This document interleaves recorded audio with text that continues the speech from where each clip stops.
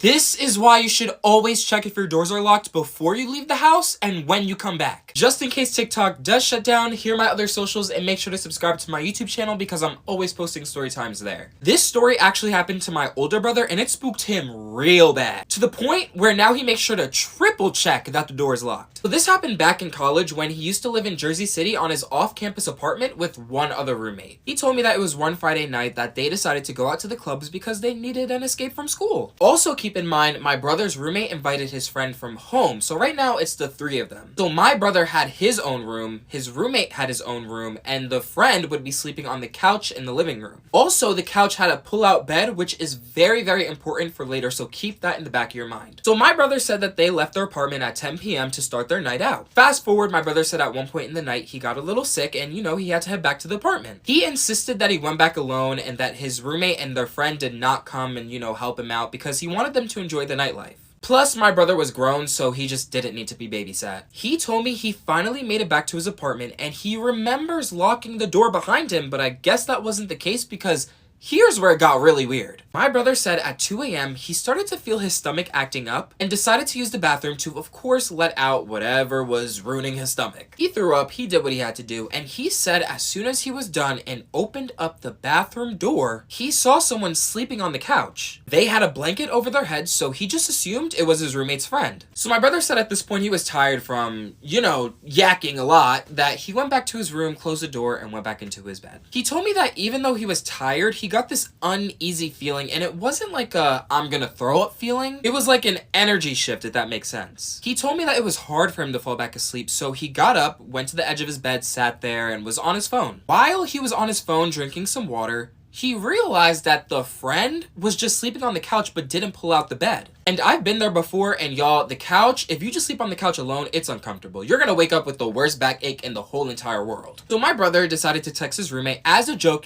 trying to tease him a little bit. He was like, hey, you should have told your friend to pull out the bed. He's gonna be uncomfortable. So after he sent this text, he did not expect a response because he assumed that his roommate was in the room next door sleeping. He honestly expected to get an answer back in the morning. Y'all, minutes later, my brother receives a text message from his roommate with 2 question marks. So my brother told me in this moment he was just as confused because 1, why is he sending back question marks? And 2, why is he awake? So my brother texted his roommate back saying how his friend is sleeping on the couch and didn't pull out the bed that's connected to the couch. He told me his roommate responded back saying how him and his friend were still out but planned on heading back in 30 minutes or so. Y'all, my brother said at this point his heart dropped. And to make sure he wasn't tripping, he opened the door, walked over to the couch, and was listening in to hear if there was breathing. To see if there was actually someone on that couch sleeping or if he was just hallucinating. He was not hallucinating because he heard he heard them breathing. He told me once he heard the breathing, he immediately walked into his roommate's room to see if his roommate was in there playing a prank on him. His roommate was telling the full and complete truth. So if they weren't back, who's on the couch? My brother said that he was so scared that he never responded back to his roommate's text. And because of that, his roommate kept calling him thinking that, my brother probably got murdered or something, which could have happened, but luckily it didn't. He did tell me that he ended up responding to his roommate saying, hold on, and that was it. My brother said this is where it got crazy. He had 2 choices. 1, go back to sleep and let his roommate and his friend deal with it. Or 2, he finds out who's sleeping on that couch and gets them out. He chose number 2, and you'd think the logical thing to do at this point is call the police, right?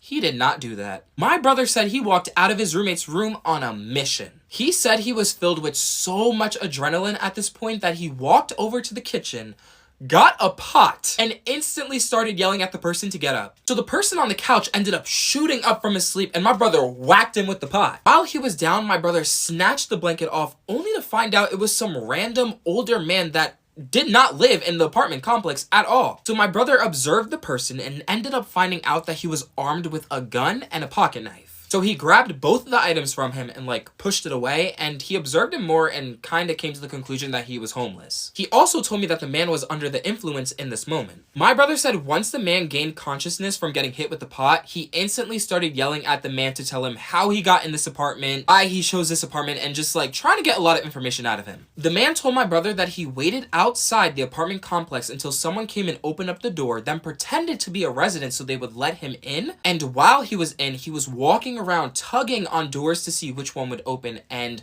sadly, one of the doors was my brother's door. My brother said that while the man was explaining more of what he was doing and why he was doing it, he reached into his pocket, expecting to pull the gun out to shoot my brother. But mind you, my brother already took everything from this man. When the man realized that, my brother said he took off running to the door. My brother, he tackled him, jumped on top of him, and they were tussling. So while they were tussling, he finally heard the doorknob twist, and it was his roommate. His roommate and their friend ended up pulling the guy off my brother and immediately called the cops while holding the man down. My brother said while he was held down, the man went completely psychotic, saying how he's gonna come back and unalive my brother. You know, it wasn't the word unalive, but you know, can't say because of TikTok.